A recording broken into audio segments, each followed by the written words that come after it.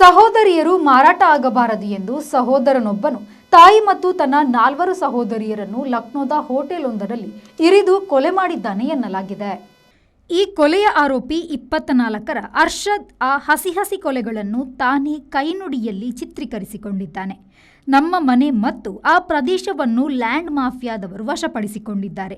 ಆ ಕ್ರಿಮಿನಲ್ ತಂಡವು ನನ್ನ ಸಹೋದರಿಯರನ್ನು ಕಳ್ಳ ಸಾಗಣೆ ಮಾಡಲು ಯೋಜಿಸಿತ್ತು. ಅದನ್ನು ಎದುರಿಸಲಾಗದೆ ಕೊಲೆ ಮಾಡಿದ್ದೇನೆ ಎಂದು ಅರ್ಷದ್ ತಿಳಿಸಿದ್ದಾನೆ. ತಾಯಿ ಅಸ್ಮಾ, ಆರೋಪಿಯ ತಂಗಿಯಂದಿರಾದ 9ರ ಆಲಿಯಾ, 19ರ ಅಲ್ಸಿಯಾ, 16ರ ಅಕ್ಸಾ, 18ರ ರೆಹಮೀನ್ ಕೊಲೆಯಾದವರಾಗಿದ್ದಾರೆ. ನೆರೆಹೊರೆಯವರು ಮತ್ತು ಲ್ಯಾಂಡ್ ಮಾಫಿಯಾ ನಮ್ಮ ಮನೆ ಕಿತ್ತುಕೊಂಡು ತೊಂದರೆ ಕೊಟ್ಟರೂ ಪೊಲೀಸರು ನಮಗೆ ರಕ್ಷಣೆ ನೀಡಿಲ್ಲ. ಶಾಂತಿ ಕಳೆದುಕೊಂಡು ಬದುಕುವುದು ಹೇಗೆ? ನಾನು ನನ್ನನ್ನು ಕೊಂದುಕೊಳ್ಳಬೇಕೆಂದಿರುವಾಗ ಪೊಲೀಸರು ನನ್ನನ್ನು ಬಂಧಿಸಿಬಿಟ್ಟಿದ್ದಾರೆ ಎಂದು ಆತ ಹೇಳಿದ್ದಾನೆ. Bureau report, V4 news, Lucknow.